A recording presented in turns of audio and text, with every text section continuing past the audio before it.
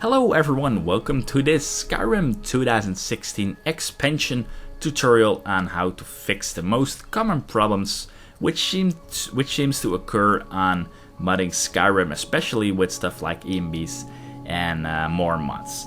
And the main reason I did create this tutorial was because every day, yes, every day, I got a ton of replies and comments from you guys. So first of all, thank you very much for your enthusiasm and your support. I really love it. And about the questions, unfortunately, I can't answer them all because there are pretty much specific problems and specific questions, but I really do my best to answer everyone and everything. But I hope to answer most of the common problems here with this tutorial, which some of you guys have when modding their Skyrim. And yeah, for me it's pretty hard to reproduce or recreate these problems because I just don't have them, I just don't get them. And maybe it's something I'm doing which you guys maybe are missing or something, but I hope this tutorial will be of any help. Okay, so this is the index of what we're going to handle.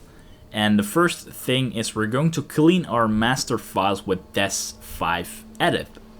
This is recommended to do for everyone, even if you don't have crashes.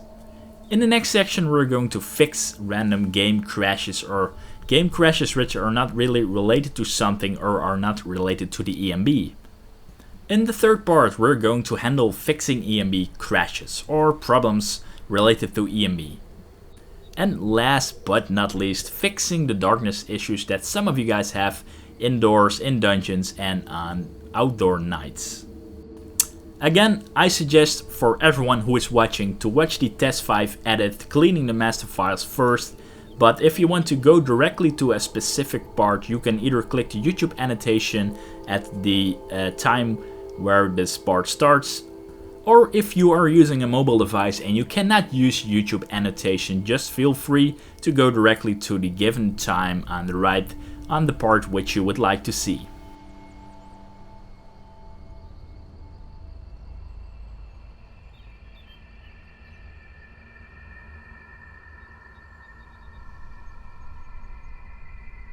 Alright, let's start, and I did create a kind of like a short guide to make sure I don't forget anything. And you can find it as well by going to my website, go to tutorials, go to Skyrim, and when you scroll all the way down you will see this tutorial add-on which is fixing problems after modding. So let's open it up and let's see. Yeah, what I say here, this tutorial is made to use with my Ultimate Graphics tutorials, but it's not needed. Anyone can use these fixes, and it's compatible with every mod tutorial which I've made. Also, if you consider donating, that would be awesome. Of course, it's not needed, but I would like to not use any ads on my website and still not using any ads. So, first thing we need to do, and we can do, is make Skyrim more stable. And this is recommended to do for everyone if you have crashes or problems. And we are going to do this with Tes5edit. What Tes5edit will do, it will clean up our master files. And what that means is that basically when Bethesda released the game, the original master files are full of junk which not necessarily cause any problems when playing the game vanilla, but when you mod the game it might cause some instability, and it's giving missing references and stuff like that. And that's never a good thing when you want to mod. So I suggest you do this step, and it's always good to do this step. So we're going to download Tes5edit, and I would like to please note to follow these steps very carefully and never ever clean Skyrim.esm. And that's probably not making sense right now, but I will try to explain it when we go on the way. First, what you want to do is download Tes5edit, of course, if you do not have it already, because maybe you did download it already but perhaps never used it. And on here you can go to files, download the latest version, and it's an executable. You can, as far as I know, place it anywhere, but I suggest you just place it in your Skyrim game directory, and yeah, just leave it like that. But we're using Mod Organizer, and we want to make sure Mod Organizer is set up to use Tes5edit. And to do that, we are going to the right upper corner here of the screen where probably SKSE is your default sorry for that, default action. What you want to do now is click on edit, And I do already have Tes5edit, but you have these blank fields. What you want to do is name it Tes5edit, give the title Tes5edit, then click on this to browse your file system, and then you can browse to your Skyrim game folder, and then to the folder where you did extract Tes5edit, and you link that with Tes5edit. Alright, once you do that, click here on this drop down menu again, and Tes5edit should pop up. Click on it, then click on run, and Tes5edit is going to launch. And what I suggest you do then is right click on this and check select none. Then we are first want to clean the update.esm. And we can check this, but update.esm is also requiring Skyrim.esm. So also check Skyrim.esm. Then press OK. And then let's wait a little bit until everything is being loaded. And I am going to explain you guys the steps which you need to take, but I'm not going to do them because I already did them and it's taking quite a long time, so it's not really needed and it's a necessary time for me to do these steps, but of course I will show you. And to make sure I don't forget anything, I've put this little guide here also for a reference to myself. And in this step 2, you can now right click on update.esm and then click on this apply filter for cleaning. And once you did that, it's probably going to take a while, but it's not really that long compared to the other steps we need to do. Once you did that, after apply filter for cleaning, you need to right click again on update.esm and select remove identical to master records. So do that. Let's see where it is. Remove identical to master records, and you probably get a big warning pop-up, which shows here once you do that with a big cross here, and it says, let's see, yes, I'm absolutely sure you get that option, so make sure you select that. Then and that's probably going to take a while, so don't worry if it takes a couple of minutes. All right, then the last step is to right-click again on update.esm and select undelete and disable references. Let's make sure I tell that correctly. Select undelete and disable references. Yeah, once you do that, it's also probably going to take a while, but don't worry too much about it. And what you want to do then is you want to click on just the close icon. And in this case, in my case, I did not do anything, but in your case, it's probably going to ask if it should save, and yes, of course, you should save. However, on the lower left corner, it's probably have a checkbox which says keep a backup of the original ESMs, but I did that once, and for some reason it replaced. Sorry, I have to say the original files were being replaced, and it did not work again. So just check that off, then you're sure and you don't have any problems. So once you did that, you have cleaned your update.esm, but you want to clean your expansions as well, and that includes Dawnguard, Dragonborn, and Heartfires, which you probably have if you let's see, select none, which you have if you have the Legendary Edition. And to do an example, clean Dawnguard, we need to select Skyrim and update.esm as well, because Dawnguard is needed, is going to need those two files. So to be honest, I don't really think it matters if you select the other packs as well. But in this case, Skyrim and update.esm are mandatory to load together with one of the DLC or with all DLC. But to be safe, let's just select only Dawnguard, update, and Skyrim.esm. And in this case, it is the same process. So right click on Dawnguard.esm and let's wait a little bit. Yeah, it's finished. Okay, right click on it, and again you have to choose those 3 steps, those 3 steps when right clicking on Dawnguard.esm. So apply filter for cleaning was the first step. Then the second step was remove identical to master records, and the third step is undelete and disable references. And let's check if I say that correctly, because I'm pretty much now not really sure if I said that correct. Yes, the last one, yeah, is undelete and disable references. So make sure you do that in that order, and then you can close this again and you will get a pop-up if you should save all the made changes. And yes, you should of course do that. Then you can do this also, of course, for for Dragonborn and Heartfires.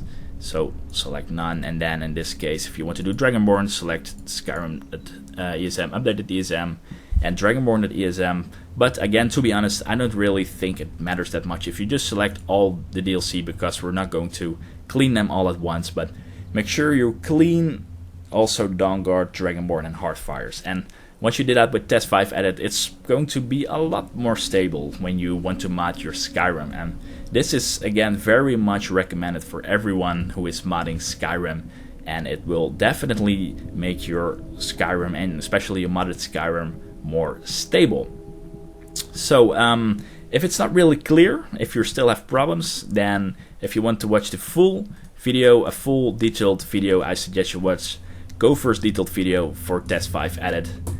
And yeah, this will explain everything. As you can see, it takes a little bit longer, 30 minutes, but yeah, if you want to be completely sure, just watch his video. But I hope I gave you guys a little bit of a short explanation how to use Tes5edit.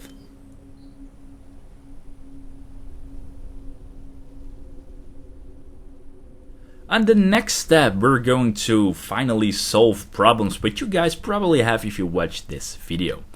And the first thing is, which I'm going to handle, are random game crashes. Game crashes which you probably got when installing a specific mod, or if you install a series of mods and now your Skyrim won't start, it crashes, and you will probably get the Bethesda logo first, and then when it should go to the main menu, it's crashing. And yeah, this is a general problem which sometimes occur, and to fix this, I can give you guys some tips. The first tip I can give you is, when using Mod Organizer, you have such a powerful tool to pinpoint your exact problem. And what I suggest you do is very simple. It's just, in my case, let's say my game is crashing right now, and as you can see, I'm using a lot of mods, all merged together. I have over 400 mods, even when my last number is 329, but I have some mods which have like 8 or 10 packs merged together, and with that I'm reaching over 400 plus mods. But anyway, let's say I have crashes. In that case, what I do is I'm going to uncheck these mods, and I'm not going to do that because my Skyrim runs stable, but in case you are crashing, just uncheck here, and it will not really uninstall the mod, but it will deselect the mod, so it will not start anymore with your Skyrim when using Mod Organizer. And when it's using an ESP, so a plugin, it will also disable the plugin. So by that, what I suggest is just you disable every mod one by one, then test your Skyrim, see if it crashes, and if it still do, deselect the previous one, then start it, deselect the one before that, then start it, and see when your Skyrim starts at a specific mod, you know that the mod right after is giving you problems. And then it's really the trick of just finding out why it is crashing, and usually you have selected the wrong options, or you did not check out the description for the mods, and it might be incompatible with other mods you are using. And I have to say, all my guides, if you follow one of my guides, they should all be compatible and everything should work. I've used them myself a lot, and for now I've installed 400 mods because I just like something new and I'm using my Let's Play series with it.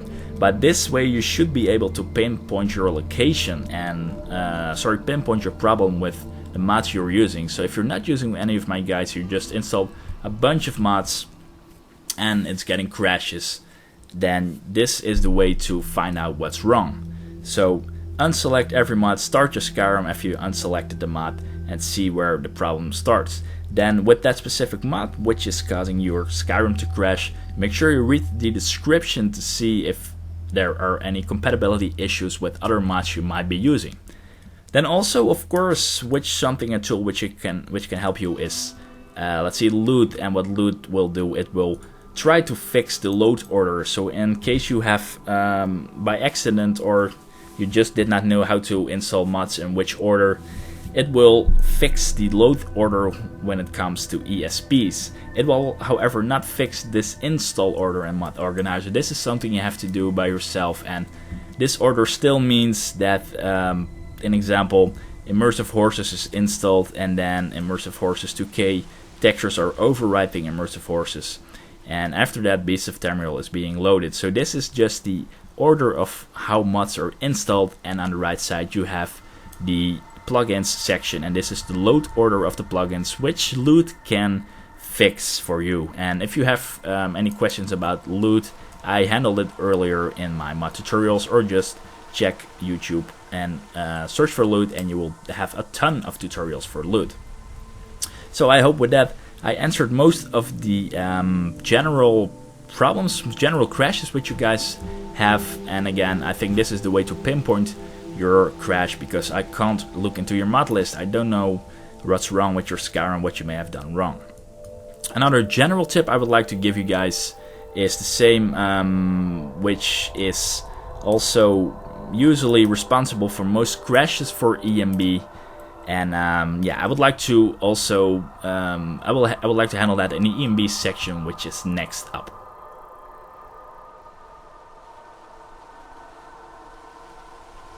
Alright, then we're going to the ENB section of the crashes. And it seems that most of you guys, when they do have crashes, it is related to the installation of ENB. And one of the most common things which is crashing this, and also this applies also for the normal crashes, not necessarily ENB crashes, which I just told in the previous part, that is that you may have installed your Steam in C program files 86. And this is the standard folder which Steam will recommend when it's in its installing process. So it might be possible that you have installed Steam in here.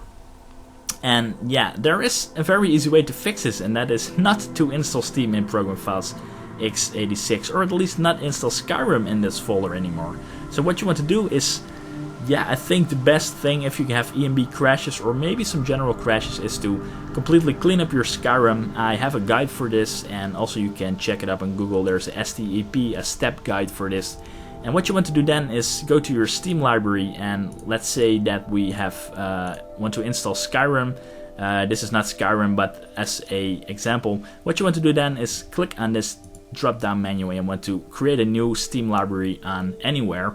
But yeah, what is really recommended is not to install it in C program files 86, and what folder you can use then doesn't really matter.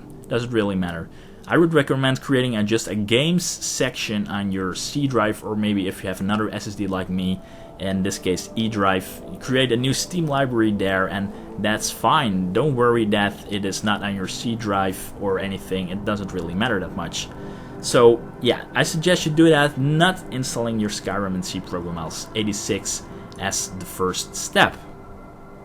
Another issue that sometimes is causing ENB to crash is that for some reason your Skyrim detects your integrated graphics card over your regular GPU. So if you have an AMD or NVIDIA GPU, but you also have integrated graphics from example Intel, then sometimes it could be that it will first detect your Intel integrated graphics instead of your GPU. And what I suggest you do is, when you start up your computer, go to your BIOS and disable your integrated graphics. Sometimes this can help, and yeah, please check that first before you're going to the next workaround to see if that fixed your problem when using an ENB. Then the final solution, which hopefully works if you have ENB crashes, is the following, and that is using the injector version of the ENB instead of the regular wrapper version. If you are familiar with installing an ENB, so an example Real Vision ENB, NLA ENB, any ENB, they need ENB core files, they need the ENB binaries, and you have to download them from the ENB website itself. And once you extract those binaries, you will have these files, and the two main folders are the wrapper version, which you normally install D3, D9, DLL, or ENB hosted exe from, or in some cases of ENBs you have to copy all files. But these maybe crash your game in some cases, or at least some of you guys who have ENB crashes will have this once they install their ENB, and that is when usually installing D3, D9, DLL, ENB hosted exe, or all files from the wrapper version. And an alternative way to install an ENB is with the injector version. And how the injector version works, it will actually inject, like the name says, the necessary ENB files. And to be honest, I don't have much experience with the injector version because I always use the wrapper version and it works for me. But on the FAQ from Real Vision ENB, and you can find it by going either to Real Vision ENB site, or at the top of my page I also have a link to the FAQ on the Real Vision ENB page.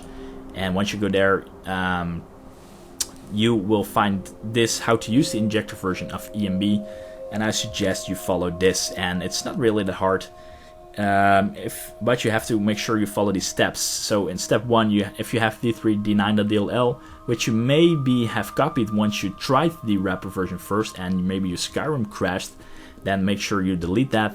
What you want to do then is go to the extracted ENB binaries and then copy everything from the injector version in your Skyrim main game folder. So in my case that is Steam, Steam Apps Common, Skyrim, and it should also be in your case. And you want to copy the files from ENB injector version there. Then you want to open the, let's see, the ENB injector.ini, which you have copied from the ENB injector binary folder. You want to open that and you want to set it like this, so SKSE loader has been launched first, because else it doesn't really understand what to load. It will probably try to load your general Skyrim without SKSE, and you don't want that, so you want to make sure you have this enabled.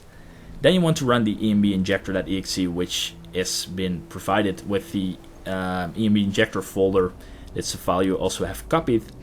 And then it should work according to Skyrim Tuner, but again, I don't have much experience with it. And as you can see here, you will have to run ENB injector exe before playing your game from now on, so make a shortcut to that somewhere.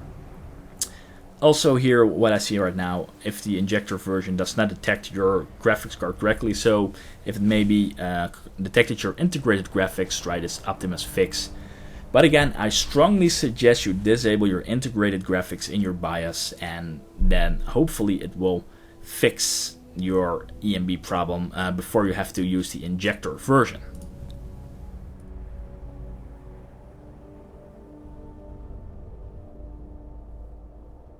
Alright, the last problem which we are going to handle is that a lot of you guys probably have this problem, and that is that Skyrim nights and interiors, and especially dungeons, are too dark.